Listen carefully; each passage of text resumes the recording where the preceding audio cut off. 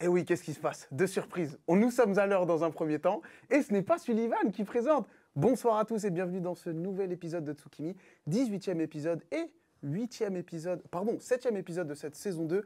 C'est moi, Luchisco, et oui, comme dans le football, les titulaires par moment sont remplaçants parce qu'ils doivent se reposer, et c'est les remplaçants qui jouent à la place des titulaires. Bon, comme dans le foot, je suis moins bon que Sullivan, donc vous m'excuserez si je bafouille ou autre. Merci à tous de nous suivre, vous êtes énormes et c'est super sympa, même dans le chat vous êtes choqués, parce que j'ai le chat juste ici, vous êtes choqués qu'on est à l'heure, mais ouais on est bien à l'heure. Ouais. Et merci à tous de nous suivre, n'hésitez pas à vous abonner à la chaîne YouTube pour les replays, mais aussi de suivre la chaîne Twitch pour suivre l'actualité de Mangetsu comme maintenant. Et voilà, donc on va avoir le sommaire de cette émission qui va apparaître juste ici dans un instant, parfait. Donc dans un premier temps on aura Mikazuki avec les sorties du mois. Ensuite, nous allons voir avec Jugen, j'ai mon invité qui est juste ici, qui sera un gars que j'apprécie énormément et qui est l'homme le plus gentil de ce game. Je ne mens absolument pas, je commence, mais bon. Ensuite, Angetsu, on revient sur Bibliomania. Il y aura un gros focus sur Bibliomania, enfin, j'ai envie de dire. Après, comme à son habitude, Kagen, on va reparler des titres qui sont sortis il y a un an. Et en fin d'émission, comme à son habitude, là, vous allez retrouver le titulaire indiscutable, Sullivan, qui aura quand même fait cette vidéo pour vous présenter non pas une, mais deux séries Mangetsu. C'est exceptionnel, cette émission est folle. Maintenant qu'on a fait le sommaire, on peut passer au générique. Mikazuki, c'est parti.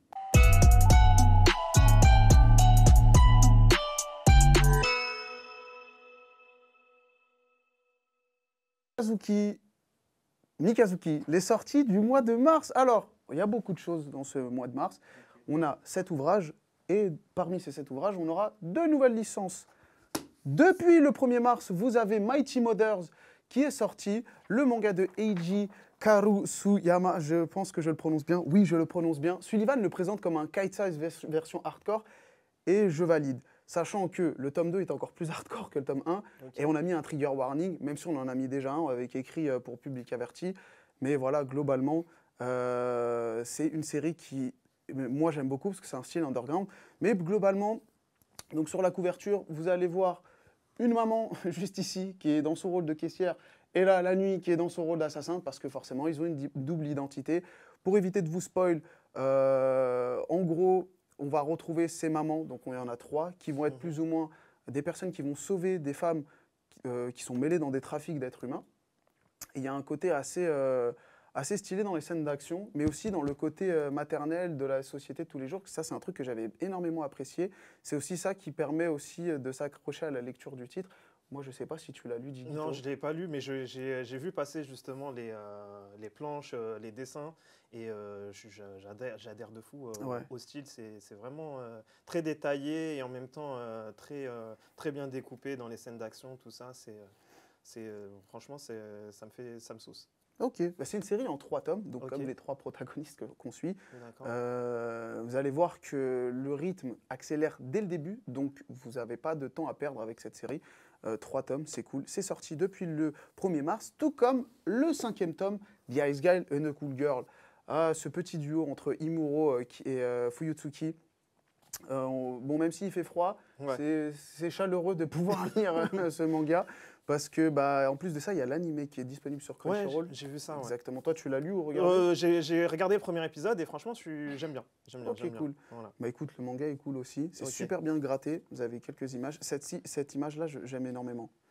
Je trouve qu'Imuro est trop mignon. Il a une tête chibi, j'aime énormément. Donc, disponible aussi depuis le 1er mars pour The Ice Guy de Cool Girl de Miyoki Tonogaya. Ok. Tout comme mon petit bébé. Ah là là. Je crois que c'est le manga préféré de pratiquement tout le monde. Awashi, tome 15. Quel tome! J'ai même pas envie. Je ne peux pas vous spoil. Mais ce tome, il est juste sensationnel. C'est vraiment la grinta. Si je dois résumer ce tome en un seul mot, c'est la grinta. On parlait de football comme son habitude en intro. Ouais. Awashi, qui est le bébé, le fer de lance de Mangetsu. Et l'auteur Yugo Kobayashi nous réserve énormément de surprises dans cette série. Et je pense que toi, tu connais déjà. Ouais, Hachi, je kiffe, je valide fort. C'est cool. Non, c'est vraiment, tu sais, le côté, moi, ce que j'ai bien aimé, surtout, tu as le côté vraiment tranche de vie dans un centre de formation. Ouais, voilà. Je vois. Ça, c'est un truc que j'avais bien apprécié, justement, c'est que autant ça parle de foot de manière très technique, et autant tu vas plonger dans la tête des personnages. Et je sais pas, je trouve que c'est super bien maîtrisé sur ça. Ouais, c'est ça. C'est ça qui fait la différence entre ça et certains mangas de sport, que ce soit dans le basket ou autre. Genre, j'apprécie vraiment Enfin, c'est pour moi l'un de mes mangas favoris. Donc ça, c'était pour les sorties du mois de mars. Maintenant, on va passer au 15 mars. Soten no Ken, tome 7. Si tu ne le sais pas encore, c'est mercredi qui sort. Cette phrase, ça fait 2 semaines que je l'ai en tête. Hein. Soten no Ken du grand Tetsuhara avec Buranson au scénario. Que dire? Vous avez des planches juste ici. J'aime énormément. Déjà, globalement, l'univers de Soten no Ken, enfin Hokuto no Ken dans sa globalité, c'est quelque chose que j'aime énormément. Mais ce tome 7, déjà, les personnages sont tous ouf. Déjà, tous les antagonistes qu'on te présente, ils ont toujours une particularité physique. Je ne vais pas spoil, mais celui-là, je pense que c'est mon préféré. Celui qui a sa petite perruque, je l'ai bien aimé. Mais les 2 personnages qui ont leur particularité physique dans ce tome-là, je les kiffe énormément. Donc, c'est quoi s'il se bat contre des gangs? Ah bah si tu veux, je peux te faire un petit synopsis. T'as pas lu Soten no Ken? Je connais de très très loin le pitch, je crois que c'est en Chine ou un truc comme ça. Bah, on suit Ken, mais pas de Hokuto no Ken. Ouais. C'est son petit-fils. Ça se passe à l'époque, donc qui se fait appeler Yang Wang, le roi des enfers, en Chine, donc anciennement. Il était connu pour être méga chaud. Il appartenait à un groupe, puis après il est parti, puis il est revenu. Et en fait, il voit que c'est un peu le bordel. Je te résume grossièrement. Et du coup, il est censé faire plus ou moins une sorte de vengeance pour aller sauver quelqu'un. Et du coup, il va se battre contre énormément de personnes pour se donner justice et donner justice à ses amis. Voilà, j'essaie vraiment pas de spoil. J'ai essayé de résumer dans les grandes lignes. Dites-moi le chat si je résume bien, si c'est clair pour vous. Je suis juste à côté. Ça a l'air cool, l'évolution du perso. Tu parlais d'Awashi? Oui, c'est vrai, c'est cool. Et ouais, voilà, donc Soten no Ken, ce sera mercredi qui sort. Et d'ailleurs, pour la phrase « si tu ne sais pas encore, tu es déjà mort il le dit en chinois, du coup, en mandarin, exactement, je suis désolé. Et donc, il y a plein de petits clins d'œil à Hokuto no Ken. Donc, si vous êtes fan de la série, n'hésitez pas à sauter dessus.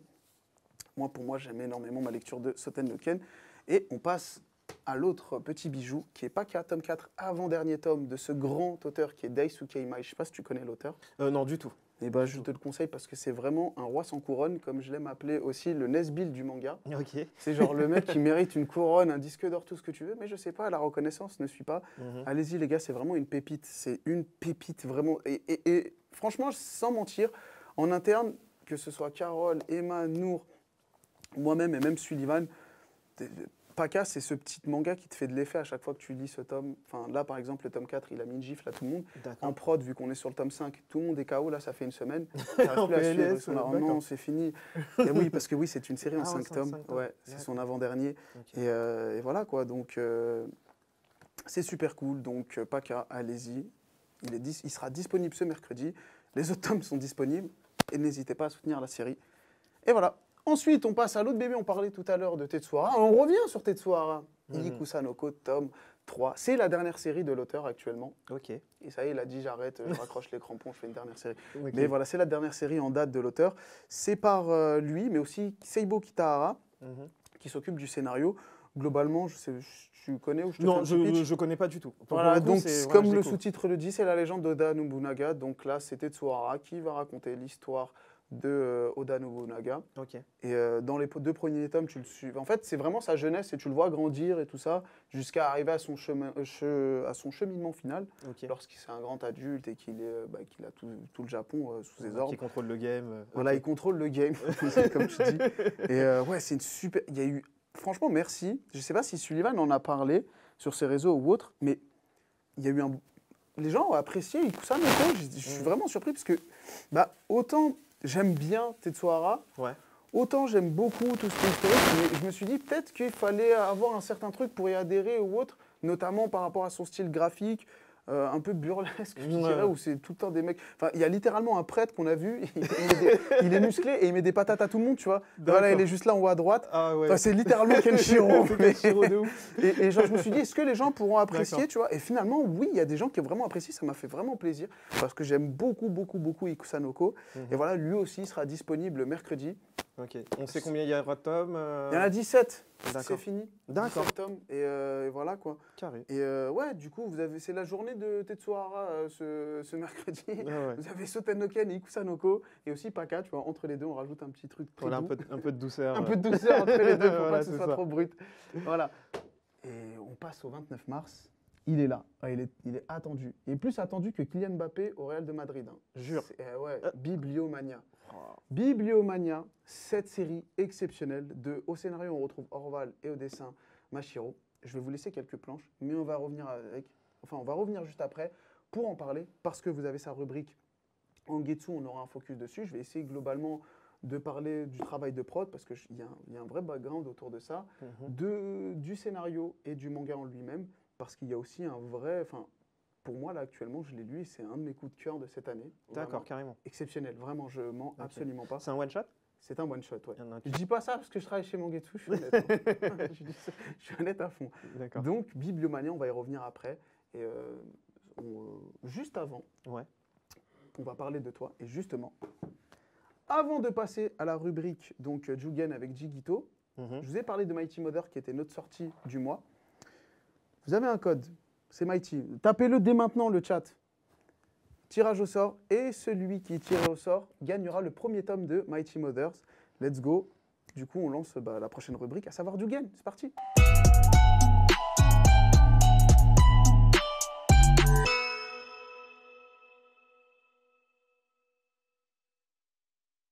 Moi et toi, Jigito. Ok, nickel. Je vais te laisser te présenter. Ça marche. Jigito, raconte-moi ton parcours, présente-toi, ton âge.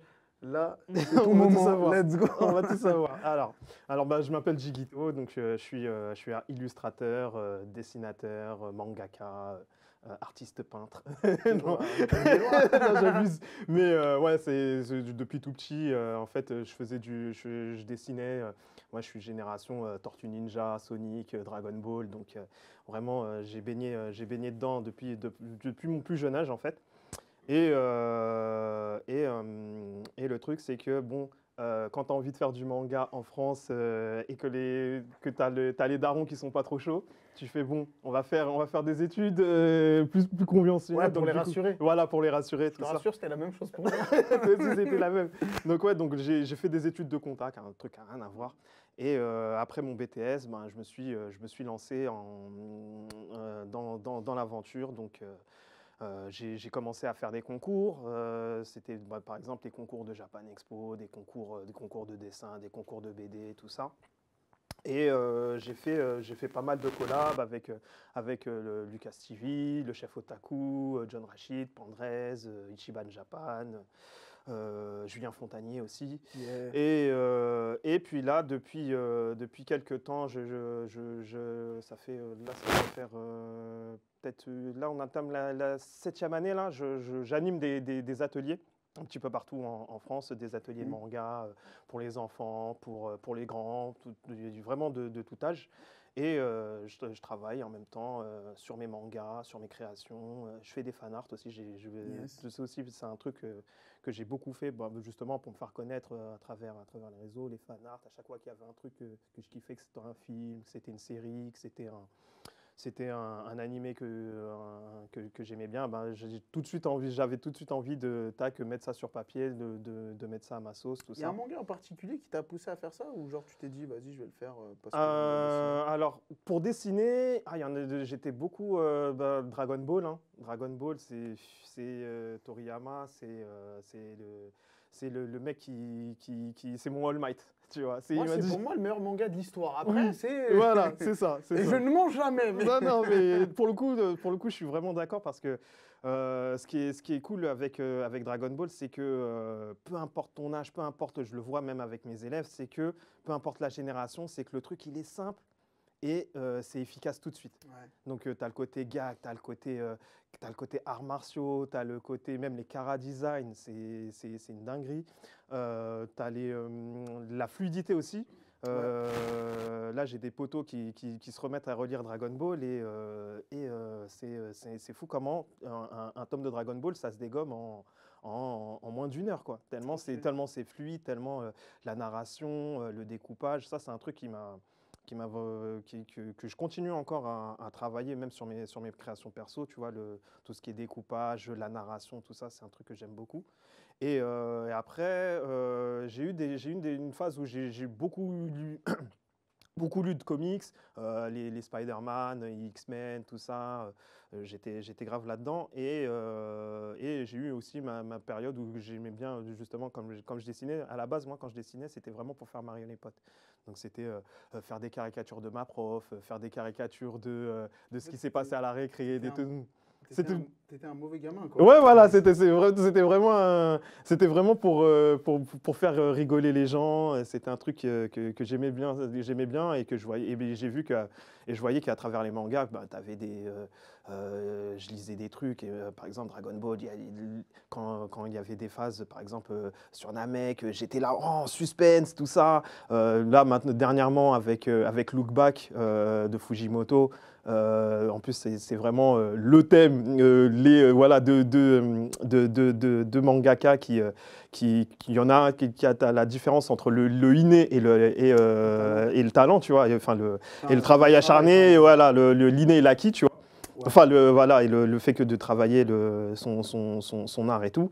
Et ça m'a grave touché et je me suis dit, mais c'est ça que je veux faire en fait. C'est ça, raconter des histoires, faire passer des émotions. Donc voilà. Donc après, ce qui s'est passé, c'est que dernièrement, là, depuis quelques années, là, j'ai sorti 2 mangas. Ouais. J'en ai sorti un en 2018, donc c'était Mary Kim Pride. Donc voilà, à l'écran, donc c'est avec la robe de mariée. Ouais, on va y revenir. Ouais. Mais il y a un petit parcours Shueisha. Oui, un petit concours. Oui, il y a un petit concours par rapport à ça. Donc ouais, Mary Kim Pride que j'ai sorti, c'est vraiment mon premier manga que j'ai sorti dans le format vraiment manga. Avant ça, je m'étais exercé avec Chef Otaku sur Dirty Cosmos. Ouais. On a sorti 3 volumes. Pour le coup, c'est vraiment dans le délire comics.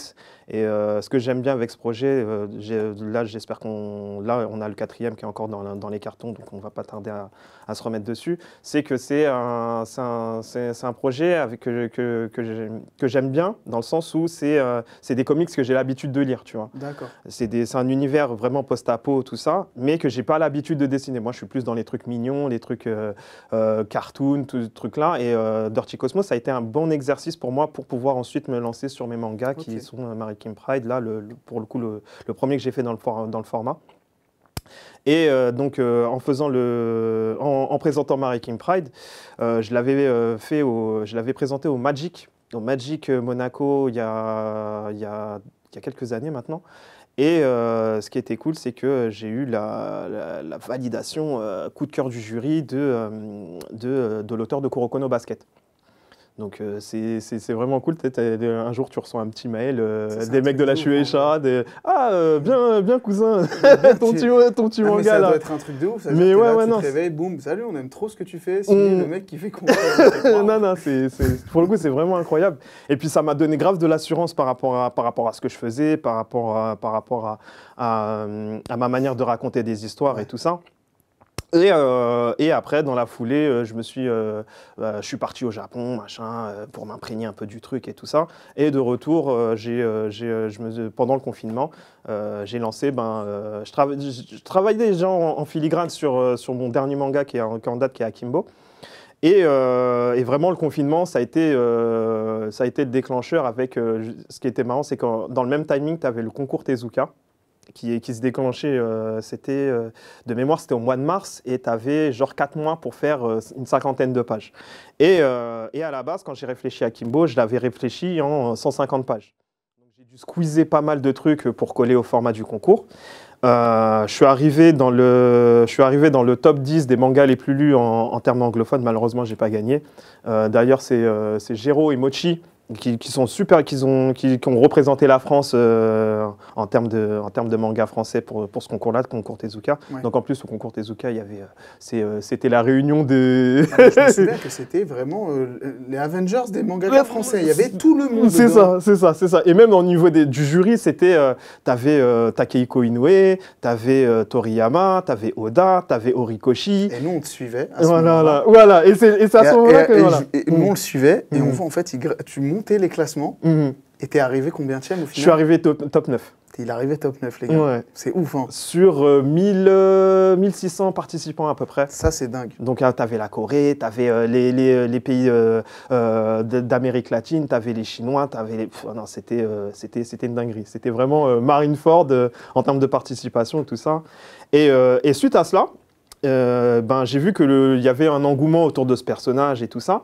Et ce que j'ai fait, c'est que je me suis dit, vu que j'ai dû squeezer en 50 pages, j'ai toute la partie que j'ai pas pu mettre, que je voulais mettre dans le manga. Donc, du coup, je me suis dit, je vais faire un gros one-shot et en faire un Ulule, tout ça, machin. Ouais, et d'ailleurs, ce qui était cool, c'est que justement, au même moment, le présentateur Luchesco s'est chargé de l'ADA, de tout ce qui est le trailer, les contreparties.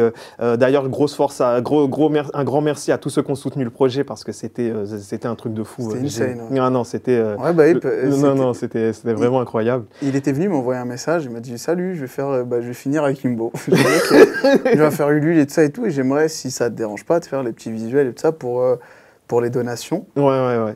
Du coup, on s'est donné. Et après, moi, de moi-même tout seul, je me suis dit, je vais lui faire un trailer. Voilà, t'as un truc, machin. Je vais faire un truc. Là, Mangetsu, vous avez fait le mercato du siècle. Faut dire ça à Sullivan. Voilà, Sullivan, t'as fait le mercato du siècle. Franchement, garde-le précieusement, Luchi. Parce que alors, je sais pas s'il est dans le chat. Je sais pas. Ah, il doit piloter des Gundam à cette heure-ci. Ouais, alors attends, il est revenu du Japon. Ah, il est revenu. Sullivan, il était au Japon. Il était à la salle de l'esprit du temps au Japon. Voilà, c'est ça. Pour acheter des séries. Non, je regarde, c'est le mec qui pour sauver la galaxie du manga. Du manga en France. Et du coup, il est revenu et il était très fatigué. Il pouvait pas enchaîner cette émission. J'imagine. Et il m'a dit, vas-y, va au boulot. Je fais, ok, c'est parti. Ok, ça marche. Donc, c'est pour ça que vous avez moi en train de présenter le Tsukimi d'aujourd'hui. Ok.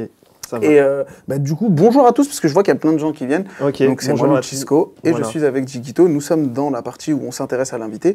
Et Jikito nous parlait justement de ton parcours. C'est ça. Le fait que tu sois arrivé au tome 9 pour un concours avec des jurys de monstres. Voilà. Tu avais littéralement les Chichibukai en train de voilà, c'est ça, tu vois. Voilà, c'est ça. Les mecs, ils étaient assis comme ça, ils m'attendaient pour m'attraper le col. C'était qui est arrivé premier? C'était... j'ai plus le nom en tête, je crois que c'était un Coréen de mémoire. Ouais. Et après, je crois qu'il y avait Jero et Mochi qui étaient pas loin dans le top 2 ou top 3. Donc non, ils ont vraiment géré le taf.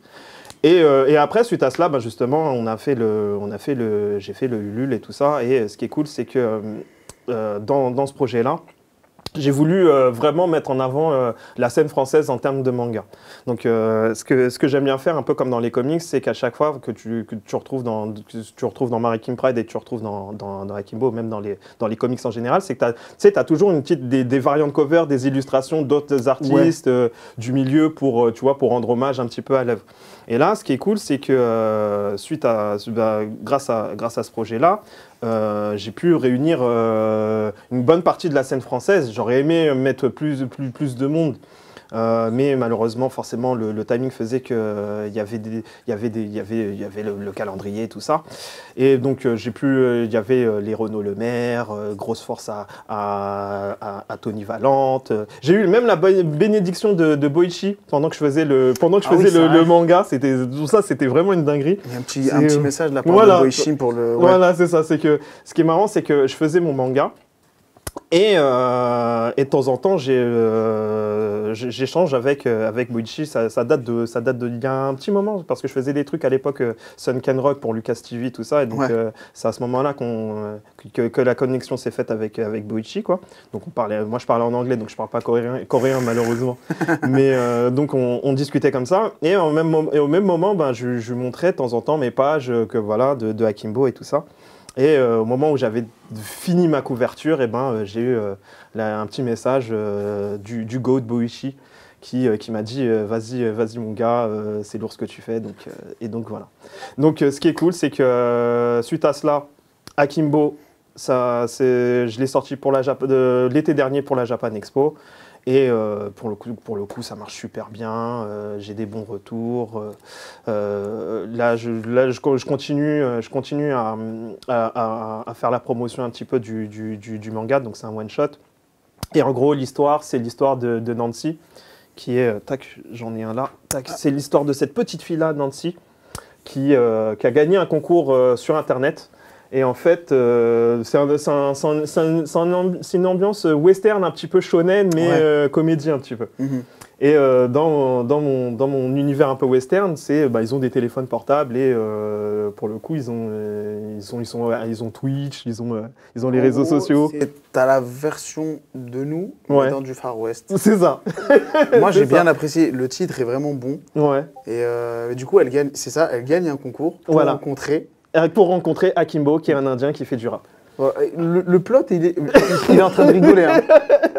C'est pas drôle, faut pas rigoler. Le plot est ouf, mais ça se veut extrêmement sérieux parce qu'il y a une partie très très très sociale. Ouais, c'est ça. C'est que Akimbo, du coup, en fait, le nom, il est bien choisi parce que ça veut dire deux. Ouais, c'est ça, avec la double responsabilité. Ouais, et il a une double responsabilité parce qu'il est censé être chef de son village. C'est ça.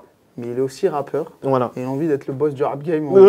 Sauf qu'une partie de son village estime que c'est incompatible. Ouais. Et une partie de la scène rap médiatique estime que justement, comme ça, il vient d'une région reculée, il est plus ou moins dangereux, etc. Et tout. Donc lui, il est censé plus ou moins endosser la responsabilité de ces deux rôles-là. Voilà. Et on suit toute cette histoire par les yeux de Nancy. Voilà, exactement. Et ce qui est cool, c'est qu'à travers ça, c'est que il y a quand même des phases de gag, ça reste bon enfant, tout ça. C'est très bon enfant, mais c'est aussi très trash par moment. Ouais. Il y a une scène notamment, je vais éviter de vous spoil, hein, vous pouvez vous procurer le bouquin. Ouais, directement sur ma boutique en ligne, sadnous.com. Donc il y aura les liens, tout ça. Ou directement sur mon Instagram, je mets les liens directement de Instagram, Twitter, sur mes réseaux. Et en fait, dans ce manga, un truc que je voulais vraiment, qui me tenait à cœur, c'était que quand je l'ai écrit, c'était une période où tu avais un décalage entre ce que disaient les chaînes d'infos en continu et la réalité du terrain des gens qui filmaient avec leur téléphone et tout ça.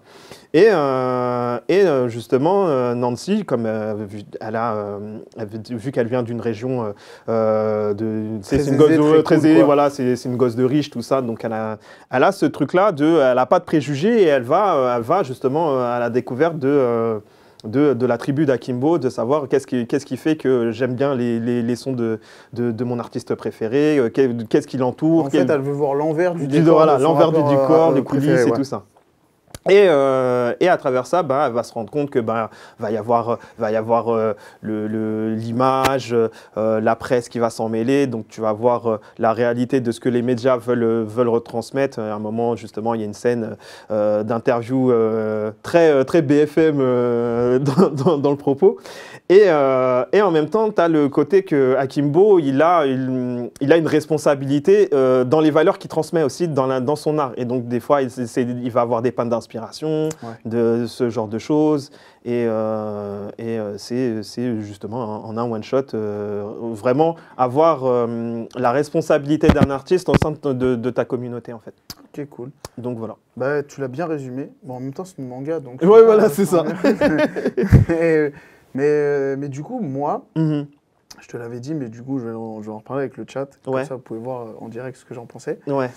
Moi, j'ai remarqué qu'au niveau du style graphique, même au niveau des petites vannes, etc. et tout, il y a un moment où la chef de village, la grand-mère, elle est en live Twitch avec une chicha. Et elle aime tous les trucs de jeunes et tout ça. Et c'est très décalé. Moi, ça m'a rappelé un peu Dragon Ball avec Kame Sennin, du coup. Partie géniale pour les ambiances.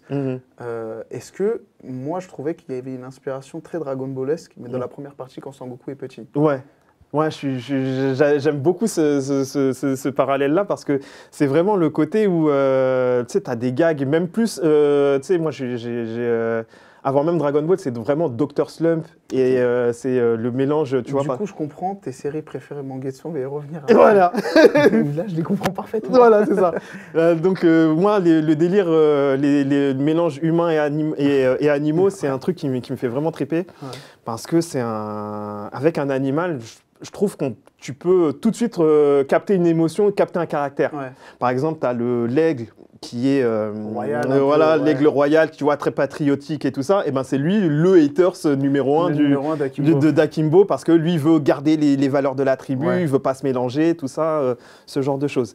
Et dans les œuvres de Toriyama, et ce que j'aime bien, c'est le fait... Il humanise énormément les animaux. Voilà, c'est ça. Un peu comme, tu vois, comme les fables de La Fontaine, tu vois, ce genre de truc où tu vas voir le caractère. Tu vois, par exemple, quand l'expression... Le renard, il est méchant, le corbeau, il se fait avoir, tout ça. Ou même, tu vois, sur les réseaux sociaux, quand t'aimes à la taille du rat, tu vois, tu vois, donc, tu sais, tout de suite, tu t'imagines un rat, donc tu dis, ah ouais, le mec, il est radin, donc voilà, prête ses sous. Donc tout de suite, avec juste l'image d'un animal, tu arrives à capter un caractère, une attitude, et c'est ça que j'aime bien avec justement le fait de mélanger humain et animal. Ok, je vois, je comprends, parce que en fait, moi, en fait, je sais pas si tu te souviens, dans les premières parties de Dragon Ball, le chien, il avait des habits. Tu sais, on voyait un personnage, c'était un habitant normal, c'était un chien avec une veste, un jean, et il partait travailler. Et il vivait avec des gens normaux, tu vois. Et à côté, tu avais des vrais chiens, et je comprenais pas. Et ça, c'est un truc loufoque qui me fumait dans Dragon Ball, tu vois. Et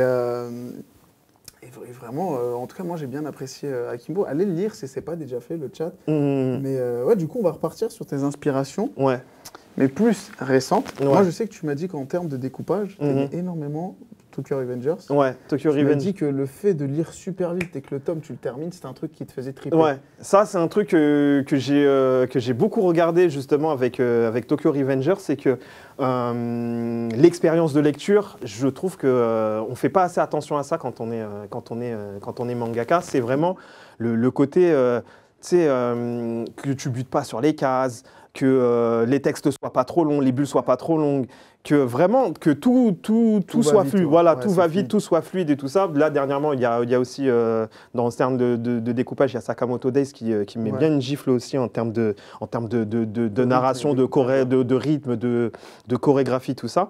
Et c'est un truc qui est super important, l'expérience de lecture en fait.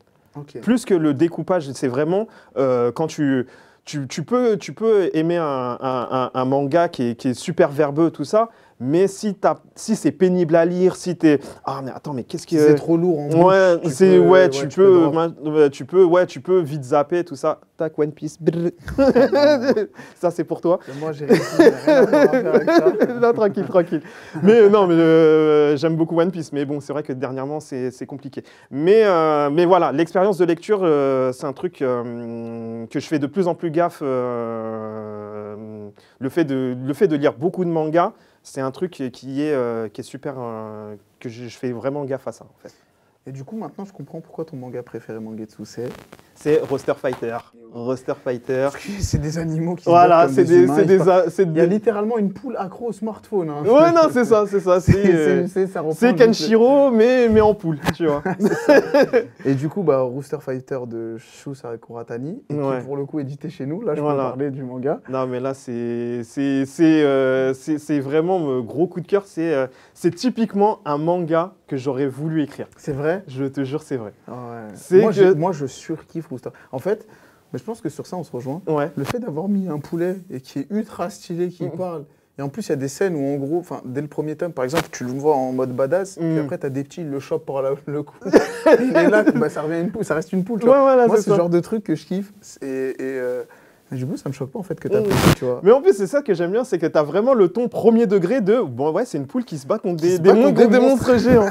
Et vraiment premier degré, et puis tu sais, tu as les humains, ils disent au début, c'est une poule bizarre votre poule là. Et puis au final, il a l'air bien vénère et tout. Et tu as le côté, au final, ce que j'aime bien, c'est que à travers son parcours, il va rencontrer des humains, et puis des humains, ils ont des problèmes, c'est un peu ce que j'aime bien, c'est que tu as un côté un peu sociétal aussi, un peu du Japon, malgré que c'est très burlesque. C'est bien ça, tu l'as capté. Non, j'ai grave kiffé ce truc-là. Moi, il y a un truc qui m'avait rappelé Jagan justement sur le manga, c'est le côté que les Kiju, donc les Kaiju, mais dans le manga ça a été traduit par Kiju, d'ailleurs excellente traduction, c'est que en gros, le truc un peu caché des gens deviennent plus ou moins ce qui devient en gros leur antagonisme. Genre un mec qui est trop timide, en Kiju, ça devient le mec qui est pas du tout timide. Un truc qu'on retrouvait dans Jagan, moi j'aimais bien, et on le retrouve avec Rooster Fighter, tu vois. C'est un truc que j'aime énormément, tu vois. Et il y a de bonnes valeurs, notamment avec Picoyo. Donc il y a ouais, le petit poussin Yakuza. Le petit poussin Yakuza, là. Moi, tu me mets du Yakuza, je kiffe. Hein. Ah ouais, non, mais c'est ça. C'est vraiment cool. Vraiment, pour le coup, Rooster Fighter, franchement, c'est une dinguerie comment en plus comment c'est bien dessiné. C'est exceptionnel. Le découpage, il est ouf. Tu sais qu'il y a une planche que je kiffe. C'est une planche que de base tu retrouves dans les webtoons, pas trop dans les mangas. C'est genre il fait sauter Keiji de planche en planche. Oui. Parce que tu peux pas. À la limite dans le webtoon ça se démocratise. Ouais. Mais voir ça dans du manga, tu fais ok des choses. Et en plus il le fait ça vraiment intelligemment. Moi de mémoire ça j'ai vu ça que dans les comics et c'est avec Deadpool. Ouais, et c'était des running gags genre il se balade de planche en planche. Ou tu vas voir un Spider-Man qui va se balancer, tu vas être du fond de la page et qui va aller de l'autre côté. Voilà, c'est des trucs que tu retrouves dans le comics et pas du tout dans le. Très peu dans le manga, tu vois, mais lui, il le maîtrise et, c'est incroyable. Et il est très, très, très cool. On va revenir juste sur un manga, parce que j'ai appris ça tout à l'heure, mais ça me choque pas. Un de tes mangas préférés en dehors d'Awashi et de Rooster Fighter, on l'a juste devant, mais on va revenir dessus, c'est Ping Pong. Ah là là. Ça aussi, c'est pareil, coup de cœur, c'est encore des animaux. Et là, le truc, c'est que tu as le côté, burlesque vraiment burlesque. C'est l'histoire de deux sœurs, il y en a une qui est pas forte au ping-pong, qui se dit allez, je vais devenir un gorille. Et voilà. Et puis, je vais participer à des tournois et puis tu as tout le monde qui est choqué parce que tu sais, tu as le côté où ils doivent participer justement en duo à des compètes de ping-pong. Et les mecs et les adversaires ils sont tous choqués. Tu as une petite fille toute mignonne, toute machin, toute déterre et tout qui joue au ping-pong. Et derrière, ils sont impressionnés par le gros gorille derrière qui casse des raquettes, qui casse des tables avec sa force. Moi, ce qui me tue, c'est il y a un gorille. Mais c'est pas un gorille, c'est ma sœur. C'est ça. Direct, la première bulle, dès que j'ai lu ça, j'ai dit ok, c'est bon. C'est bon. Moi, je vais y revenir après parce qu'on va en parler. Parce que oui, ça fait un an que le manga est sorti, on va en parler dans Gaiden. Mais ouais, Kotomi et Takumi, c'est très touchant leur histoire. Elle est très touchante. Mais je vais y revenir juste après. Mais ok, ben voilà. Mais du coup. Est-ce que tu as des choses à ajouter, Jiggy ? Moi, pour le coup, je suis là en ce moment, je suis vraiment. Je commence déjà à étendre mon univers par rapport à mes mangas. Par exemple, Akimbo et Marikim Pride, ça se passe dans le même univers. On retrouve le cactus qui est un petit peu mon narrateur de l'histoire. Et là, j'essaie de faire un peu un peu comme JoJo's Bizarre Adventure, c'est-à-dire que je vais avoir un univers c'est une sorte de Jigitoverse, et en même temps avoir des thématiques différentes en fonction de l'histoire. Là, par exemple, pour Marikim Pride, je parlais de mariage, de relations amoureuses. Dans Akimbo, je parle vraiment de la responsabilité d'un artiste au sein d'une communauté et tout ça, la réalité des médias et puis la réalité du terrain. Et là, dans le prochain que je suis en train de travailler, c'est de partir sur les addictions. Ok. Et donc faire un truc un peu choral qui se passerait dans un casino pour le coup. Et on suivrait 3 personnages qui n'ont rien à voir ensemble et ils ont tous une addiction. Et t'en aurais un qui serait accro au sexe, t'en aurais un qui serait accro à tout ce qui est au jeu de pouvoir, d'influence et tout ça. Et t'en aurais un qui serait justement accro à l'argent, tout ça, et vraiment toutes les dérives qu'on peut retrouver dans un casino. Et en termes d'inspi, pour le coup, là en plus, je vais parler d'un manga que tu aimes beaucoup aussi, c'est Kaiji. Et c'est vraiment partir dans un truc dans ce style-là. Et les personnages, faire en sorte un peu comme le film Bullet Train, tu vois, ils se retrouvent tous au même endroit, mais ils n'ont rien à voir ensemble. Moi, je kiffe ce genre de truc. Voilà, en narration, c'est ouf parce que ça veut dire que ces mecs ne se connaissent pas, mais ils ont un lien. Ouais. Et ce lien. C'est le casino, pour le coup, ça va être le casino. D'accord, ok. Moi, ça, j'apprécie énormément. Bon, merci Jiggy pour ta partie. Merci encore. Alors, comme ton manga préféré, c'est Rooster Fighter, on va faire gagner un tome de Rooster Fighter. Mais avant ça, le nom du gagnant, je l'ai, vous inquiétez pas, la régie. Devil Knight 62, tu as gagné le premier tome de Mighty Mothers. Ouais. Bravo. Je t'envoie un message, il faudra juste. Tout le monde tape des mains, c'est cool. Il faudra juste m'envoyer tes coordonnées. Je t'ai envoyé un petit chuchotement. Là, le code pour Rooster Fighter, ce sera Rooster, c'est aussi simple que ça. Et en fin d'émission, on ne va pas faire gagner 1, mais 2 tomes d'Akimbo. C'est ça. Je vous dirai en temps et en heure quand on les fera gagner. Donc Jiggy les montre tranquillement. Voilà. Cool. Voilà. Bah, un écoute, one-shot. Un petit one-shot Voilà. pour 2 gagnants, parce qu'il y aura du coup 2 gagnants. Et merci en tout cas, Jiggy, c'était super cool. J'allais dire Jugen, mais en fait, c'était ta partie. Jugen avec Jiggy. Ok. Les amis, on va passer à la prochaine rubrique. Comme promis, on va parler de Bibliomania. Angetsu, c'est parti.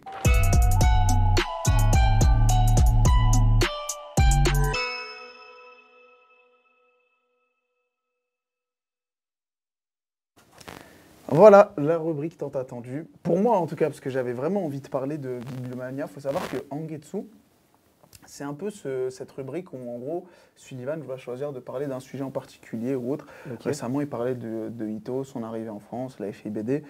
Moi, je me suis dit, pourquoi pas parler de Bibliomania? Il arrive en fin de mois et, en fait, peut-être qu'en librairie, vous n'allez pas voir tout le background qu'il y aura quand vous aurez ça à poser. Et je me suis dit, je vais le faire. Du coup, petite particularité, parce qu'il y a une grosse particularité de Bibliomania, mais on va quand même parler de la fab, donc la fabrication du bouquin. Le bouquin en lui-même, il comporte une séquence sans aucun logo si on enlève le bandeau que vous avez juste en face et vous l'avez juste ici avec les belles images que j'ai produites tout à l'heure pour The Live. Vous avez au dos une dorure argent et vous avez en C1, donc en couverture, vous avez un petit marquage, on appelle ça marquage en creux, donc ça veut dire que quand vous le touchez, vous avez des petits détails, je te laisse toucher juste ici. Wow. Et il y a un petit motif que vous allez voir qui représente une parfaite mise en abîme de ce manga, puisque en fait, ce motif que vous allez retrouver juste ici, c'est des portes que Alice, donc la protagoniste, va devoir ouvrir. Mais avant de parler du scénario, je vais juste revenir sur un truc, c'est que ça a été un travail minutieux, et c'est l'élaboration du projet, il est vraiment aux petits oignons. Le projet, ça fait combien de temps à peu près que vous êtes pratiquement dessus? 1 an. J'étais même pas là pour te dire. D'accord. Le projet, il commence globalement entre Sullivan, Carole, Black Studio et Spade. Du coup, Spade, Martin, Anaïs, parce que c'est Anaïs qui a la traduction. Et c'est Catherine Bouvier qui est au lettrage. Du coup, il y a eu cette idée qui a été balancée, parce qu'en fait, de base, la Fab ne lit pas les mangas avant qu'on pitch, mais en gros... Axel, qui est notre fabricante, bisous Axel, a eu l'idée en lisant le manga, je vais vous montrer juste ici, en voyant cette porte, vous avez cette porte, elle a vu le motif, elle s'est dit ce serait intéressant de faire une couverture spéciale en faisant ce même type de porte par rapport au manga qu'on a juste ici. Okay. Et à ce moment-là, Spade fait un dessin, on le propose aux ayants droit, l'auteur, donc qui est Machiro au dessin, kiffe tellement l'idée en mode, en fait finalement je vais redessiner cette couverture. Et c'est pour ça qu'il y a eu un temps d'attente, c'est qu'il y a eu des retours, un travail très minutieux, au point où Carole et Sullivan trouvent que c'est littéralement la meilleure traduction, mais aussi le meilleur lettrage de la petite histoire de Mangetsu. Donc là vous avez entre les mains la meilleure traduction, potentiellement l'une des meilleures fables, et potentiellement l'un des meilleurs lettrages de ce titre. Ça tue. Et du coup, là, les plus sceptiques d'entre vous, vous êtes en train de vous dire, ça parle de quoi ce manga? Eh bien, je vais vous le dire, les amis. Donc, comme sur le bandeau, il y a été écrit ici, c'est une relecture d'Alice au Pays des Merveilles. Comme dans Alice au Pays des Merveilles, on va suivre Alice qui débarque dans une sorte de monde avec une porte juste ici. Je vais essayer de vous la montrer. 431 sur sa main, il y a écrit, et en face d'elle, elle a cette fameuse porte juste ici, que je vais vous montrer un peu avant. Voilà, donc 430. Et en gros, son objectif, c'est d'arriver à la porte 0. Sauf qu'on lui fait comprendre que dès lors qu'elle passe cette porte 431, elle aura très peu de temps pour vivre. Du coup, elle doit aller très très vite à cette porte 0. Okay. Donc, quand je vous parlais de parfaite mise en abîme, c'est qu'elle ouvre des portes avec ce motif-là et rentre dans un nouvel univers avec de nouveaux personnages et qui, pour ma part, j'ai trouvé ça ultra intéressant parce que ces nouveaux personnages qu'on découvrait de porte en porte, ça a montré une certaine réalité de certains personnages. On le parlait tout à l'heure avec Jugen, pardon. Dans la partie Jugen, on parlait par exemple avec Jagan ou encore Woo Starfighter. Les gens qui avaient quelque chose d'enfoui en eux, on le retrouve aussi dans ce manga. D'accord. À un moment donné, il y a un personnage qui est un peu nerd, genre il joue ses mots, littéralement. Il est là, il fait que de jouer, il aurait aimé être un super-héros. Et dans ce monde à lui, c'est un super-héros, tu vois, il est super chaud et tout, tu vois. Et il y a ce côté-là que j'ai extrêmement bien apprécié dans Alice au Pays des Merveilles. Dans Bibliomania, qui est une relecture d'Alice au Pays des Merveilles, je suis désolé. Et vraiment, c'est ouf. Autre particularité du coup du manga, en plus de sa fabrication, c'est que c'est de droite à gauche. Quelque chose à dire, la régie, ça se passe? Non, vous appréciez le délire? On apprécie le délire, merci. Et tu viens de répondre à une question du chat. Ouais, c'était quoi la question? Le sens de lecture. Yes, j'y viens, je suis connecté avec vous les amis. Aïe, aïe, aïe. Donc le sens de lecture est un sens de lecture, j'aime pas utiliser ce terme, mais on va l'utiliser pour vous faire comprendre, sens occidental, qui est de gauche à droite. D'ailleurs, ça c'est un truc que je vais vous montrer. Certains mangas et mangaka, par moment, soit ils vont proposer une lecture occidentale, donc de gauche à droite, soit au niveau des bulles, et vous pouvez faire attention, c'est aussi le cas dans Bibliomania, vous allez avoir des bulles plus ou moins orientées verticales plutôt que... plutôt horizontales plutôt que verticales, parce que le sens de lecture, globalement au Japon, c'est vertical. Et nous, c'est de l'horizontal. Et Bibliomania, en fait partie. De mémoire, il y a Levius qui fait ça. Ouais. Levius, c'est sens gauche-droite. Et on est sur des bulles horizontales. Bibliomania, c'est pareil. Alors, j'ai pas d'infos. Il faudrait que je demande à Sullivan. Sully, si tu es dans le chat, aide-moi. Est-ce que c'était une volonté des auteurs de vouloir internationaliser le titre? Je ne sais pas, mais en tout cas, même dans le style graphique, dans son approche, etc. et tout, c'est très, on va dire, terrien, dans le sens où ça s'adresse à tout le monde. C'est pas, tu suis pas des Japonais, ça se passe au Japon, pour te dire, on sait même pas où ça se passe, tu vois. On suit juste des êtres humains et des êtres vivants, parce qu'il y a aussi des êtres vivants très chelous. Voilà. Donc c'est mon coup de cœur, je l'avais dit en introduction. Et ce qui est marrant, c'est qu'en voyant la couve, on dirait que c'est un truc d'horreur. Il y a de l'horreur un petit peu ou non, c'est pas, ça joue pas. Ça, c'est un truc que ma pote Marine m'avait dit. Ouais, ça a l'air horrifique. Pas du tout, en fait. C'est juste que certaines planches paraissent un peu dérangeantes, je dirais, mais c'est pas horrifique, tu vois. Mais sinon, c'est super beau. Faut juste se dire que l'aventure dans laquelle elle va s'apprêter de vivre, il y a potentiellement un risque pour sa vie, tu vois. Et donc, c'est pour ça que... J'essaie vraiment pas de spoil les amis, mais le personnage qui est représenté ici, en gros c'est un peu le chronomètre de Alice qui lui dit attention, il faut que tu accélères pour arriver à la porte 0 quoi. Et voilà quoi, donc une des plus belles fables de Mangetsu à mon sens et je pense au sens de toute l'équipe. Pour Sullivan et Carole et même globalement l'équipe édito, c'est une des meilleures trades, un des meilleurs lettrages et je les suis. Voilà, au niveau du dessin, vous avez pu le voir, on vous a montré plein de planches, c'est exceptionnel. En lecture, toi, tu parlais du fait qu'il y avait... Le découpage, il est parfait. Franchement, le parfait n'existe pas, mais pour moi, il est parfait. Et bon, de toute façon, on a quand même mis un bandeau pour pas que vous le loupiez, parce que comme ça, je vais vous dire, c'est quoi ce grimoire si je l'ouvre, je vais me retrouver à l'intérieur. C'est ça, voilà. Et c'est un peu ça, quand je parlais de mise en abîme, c'est tu l'ouvres, tu te retrouves à l'intérieur, tu es plongé dedans.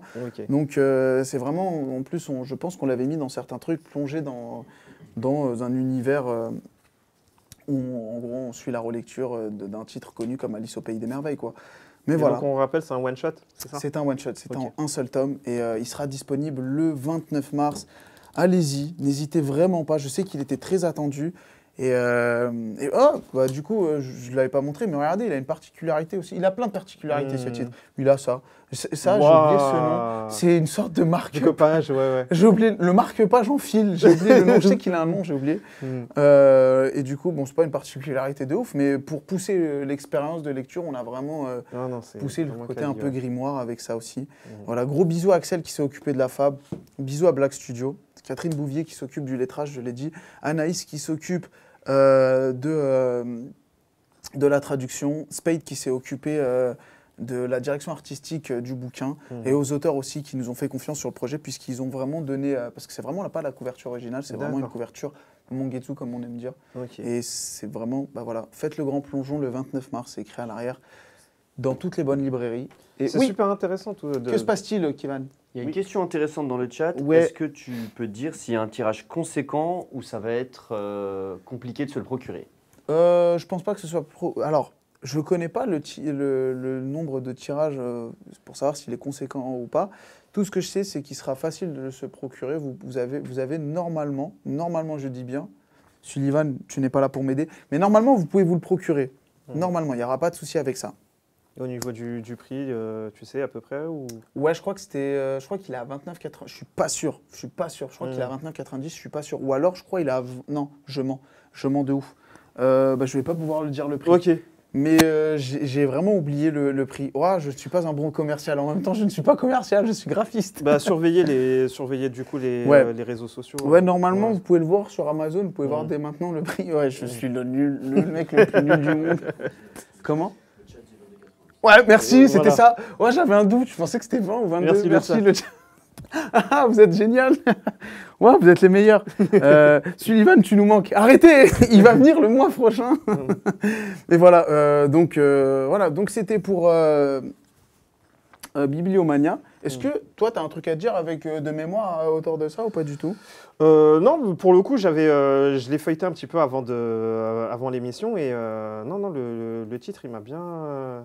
Le fait de plonger dans plusieurs profils psychologiques, ça peut être, c'est un truc que je m'intéresse beaucoup en ce moment, justement avec mon projet sur les addictions, tout ça.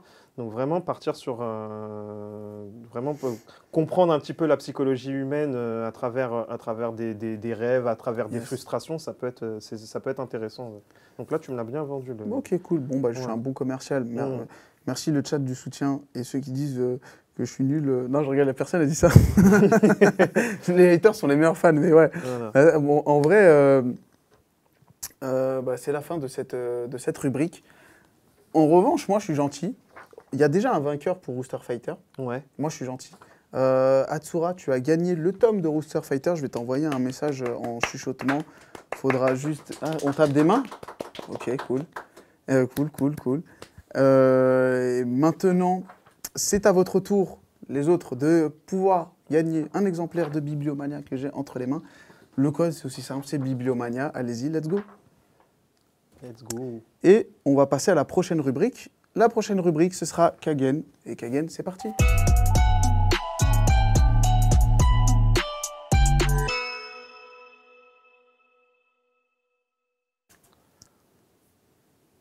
Bon, bah on approche de la fin, c'est dommage. Ah, je m'amusais bien, moi. Bah oui. Kagen, qu'est-ce que c'est? On revient sur les sorties d'il y a un an. En fait, on en a déjà parlé tout à l'heure, mais on va revenir sur Ping Pong, tome 1 et 2, parce qu'il y a pratiquement un an maintenant, les 2 tomes sont sortis. On a parlé un peu du bouquin, moi je vais rester sur la fabrication, c'est une des fabrications que j'apprécie le plus au sein de Mangetsu. Il n'y a rien d'exceptionnel, mais le Pantone fluo rose, il est fou, le vernis sélectif sur les protagonistes, il est ouf, et globalement, moi je trouve que le côté noir mat avec ce Pantone, ça ressort bien. Vous pouvez voir que ça attire l'œil. Et voilà, donc c'était une série en 2 tomes. Et globalement, je te laisse pitcher l'histoire si tu t'en souviens. Alors, en gros, on suit 2 sœurs qui sont super fortes, qui sont championnes de... Enfin, vraiment, ils jouent au ping-pong depuis vraiment leur tendre enfance. Ouais. Et tu as une des sœurs qui est plus forte que l'autre, forcément. Et le truc, c'est que l'autre sœur qui est frustrée décide de se transformer en gorille. Et vont participer à des tournois. C'est très what the fuck, c'est très rigolo. Et en même temps, tu as le côté un petit peu burlesque du fait que sa sœur, parce qu'elles sont jumelles en fait, sa sœur jumelle, c'est un gorille et tout le monde est choqué. Et tu as des rivales qui vont essayer de trouver des stratagèmes pour pouvoir battre le duo au ping-pong. Et moi, j'aime beaucoup ce manga parce que il y a plein de références à tous les shonen de sport. Il y a une référence à Slam Dunk. Il y a une ref à Slam Dunk. Je vous dis pas, c'est quand il faudra se procurer les tomes. Je suis tombé dessus, j'ai dit « Ah, les points vitaux tout de suite ». C'est vraiment incroyable. Et puis, même, tu as le côté un petit peu, les rivaux en carton, on va essayer de trouver le secret de comment battre le duo en duel de ping-pong. Et puis, à un moment, tu as des moments un peu plus slice of life, où tu vas avoir des moments où elle va essayer de transmettre l'amour du ping-pong à sa classe, des trucs comme ça. C'est vraiment, j'aime beaucoup ce titre. Et le truc, c'est que moi, quand il y a des mangas un peu, tu vois, où tu mélanges, t'as un concept fort, voilà, 2 sœurs jumelles, t'en as une, c'est un gorille, il joue au ping-pong. Moi, je suis client direct. Des trucs un peu comme ça, burlesques. Et en plus, c'est bien, c'est que c'est en 2 tomes. Et vraiment, à un moment, il se tape contre des démons. C'est complètement barré. J'adore. Franchement, j'adore. Ok, cool. Hatsura, il m'a dit, c'est fini en combien de tomes? 2 tomes. En 2 tomes. C'est 2 tomes. C'est l'intégrale en 2 tomes. En tout cas, ça, c'était pour Ping Pong, tome 1 et 2. Ouais. Là, on va revenir sur Butterfly Beast 2, tome 2. C'est compliqué d'expliquer. Des fois, j'explique, je fais non, il y a 2 parties. Et ça, c'est le tome 2 de la 2e partie. Ok, la saison 2, c'est ça? Ouais, de Yuka Nagate. Excellente série que j'aime énormément. Bon, moi, c'est à mon tour de pitcher. Ouais. Du coup, dans cette deuxième partie, on suit toujours Ocho, donc il y a une courtisane la journée. Et la nuit, c'est une kunoichi, donc c'est-à-dire qu'elle va assassiner, plus ou moins les shinobi dévoués, donc ça veut dire plus ou moins les renégats. D'accord. Et dans cette partie-là, on va plus ou moins se concentrer vers un truc un peu plus politique / religieux, puisqu'on va traiter plus ou moins de la vision et de l'arrivée du christianisme au Japon et de comment ça s'était passé au sein même de certaines régions. Ah, okay. Donc il y a tout un arc qui s'arrête, il me semble, dans cette deuxième partie au tome 3 ou 4, où on suit plus ou moins des personnages et l'introduction commence à partir de ce tome 2, de cette partie 2. Donc la série au global est en 7 tomes, donc c'est-à-dire qu'on aura la première partie en 2 tomes et la deuxième partie en 5 tomes. Donc voilà, moi c'est une série que j'apprécie énormément. Je sais qu'il y en a plein qui n'aiment pas trop et le retour c'était que pour eux le rythme était trop lent, peut-être justement lié à cet arc, ils s'attendaient à quelque chose de plus rapide. En tout cas visuellement j'aime beaucoup. Ouais, visuellement, bah, c'est Yuka Nagate, c'est l'autrice de Big Gift, qui était présente à la Japan Expo. Ouais, je l'ai raté, j'aurais trop voulu. Ouais. Bon, c'est pas très grave. Elle était présente à la Japan Expo et voilà quoi. En tout cas, moi, j'espère qu'il y a une partie 3. Moi, s'il vous plaît, Madame Nagate, je veux bien. Et il y a une raison pourquoi vraiment elle a partitionné son truc bah, elle le dit dans la fin du tome 2, en fait, c'était qu'elle était prépubliée dans un magazine, il s'est arrêté, du coup, elle est passée sur un autre magazine. Et elle a demandé à son tantôt de refaire la suite, parce qu'elle appréciait énormément l'univers et le personnage qui est Ocho. Et du coup, bah, voilà pourquoi elle a fait une partie 2. Voilà. Donc ça, c'était pour Butterfly Beast 2, tome 2. Et ensuite, on a parlé du bébé tout à l'heure. Ouais. On va parler de Hawashi tome 7 juste ici. Ah là là. Tome 7, ce tome 7, je ne sais pas si vous l'avez lu, il me semble que la majorité du chat, oui, mais dans ce tome 7, c'est là où en gros, je vais essayer de ne pas spoil, mais il s'était passé un truc avant qui a choqué tout le monde dans ce tome 7. Puis il s'est passé un truc dans ce tome 7 qui a permis de rechoquer les gens, mais en gros on n'est pas surpris. Je ne sais pas comment expliquer, mais c'est globalement l'élaboration vers le cheminement d'Ashito, parce que l'objectif d'Ashito, c'est quoi? C'est d'être footballeur. Et à ce moment-là, il y a un... Aussi, hein. Ouais, il y a un plot. Bien la daronne. C'est aussi l'objectif, c'est que le mec doit percer pour mettre bien sa maman. Et voilà. Donc le fameux tome 7, oui, vous le voyez. Ouais, je vois que les gens voient c'est quoi. Mais ça, c'est cool. Ça, c'est cool parce que c'est un de mes tomes préférés, le tome 7. Je crois que c'est ce tome-là. À l'époque, quand je l'avais lu, j'avais fait une photo et j'ai dit c'est bon, Yugo Kobayashi, tu m'as eu. Tu m'as vraiment eu. Parce que bah, là, c'est là que le truc est rentré dans mon cœur à fond. D'accord. Mais voilà. Comment ? La couverture. Toi, t'aimes bien la couverture. Ouais, bah, du coup, Kevin à la régie, il aime beaucoup la couverture. Ouais, parce qu'on voit. Vous aussi... Ah ouais, vous voulez que je vous le donne? C'est validé par la régie. Vous étiez pas sage. Non, je rigole, je vous le dirai après. Voilà, bah, ça, c'était du coup Kagen. Donc, c'était la dernière rubrique. Avant de passer du coup sur Mangetsu, donc la fin, vous allez retrouver Sullivan. Je sais que certains d'entre vous, bah, il vous manque. Moi aussi. Parce qu'il était au Japon. Ça m'a fait un peu de... Voilà, donc je vais annoncer le vainqueur de Bibliomania.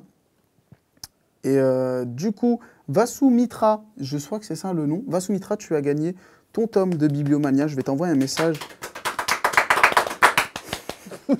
C'est devenu un truc. Voilà, c'est ça. Je vais t'envoyer un message en chuchotement pour avoir tes coordonnées. Et avant de nous quitter et de vous laisser avec Sullivan pour la dernière rubrique, à savoir Mangetsu, juste ici, voilà. On vous fait gagner un exemplaire chacun de Akimbo, donc le manga de Jigito, on en a parlé juste avant. Et voilà, donc le code, c'est aussi simple que ça. Ce sera Akimbo et on va tirer 2 vainqueurs. Pendant la vidéo de Sullivan avec Mangetsu, je vous enverrai un chuchotement, donc un message privé pour annoncer les vainqueurs. Merci Jigito. Merci encore. Merci, c'était cool. C'était l'émission la plus rapide, je pense, parce qu'on est venu en avance déjà. Ouais. Désolé. Il n'y a pas de souci. On a essayé de faire ça carré, tout ça. De toute façon, Sullivan... Non, t'as géré, hein, franchement. Merci. Ah ouais, c'est vrai. Incroyable. Vous pensez que j'ai géré le chat? Je suis vraiment désolé. Hein, si vraiment... c'est une première et tout, j'ai essayé de faire ça, les choses bien. Mais Sullivan est meilleur. Comme je l'ai dit, c'est le titulaire, je suis le remplaçant. C'est normal. Non, mais t'as fait le job. C'est vrai, merci en tout cas, merci. Merci les gars. C'est vraiment cool, hein. Mais voilà. Je réponds au chat en direct, c'est pour ça. Écoutez, je vais vous laisser avec Sullivan. Merci la régie. Merci Alan, la régie, Kevin, ouais, vous êtes les meilleurs. la régie. Merci le chat, merci. Franchement, vous m'avez bien aidé, surtout sur le prix de Bibliomania. Vous êtes cool, j'ai pas pu le dire. On se retrouve le mois prochain. Moi, je serai là du côté du canapé et ce sera Sullivan qui va retrouver sa place, son trône. Et puis voilà, c'est parti.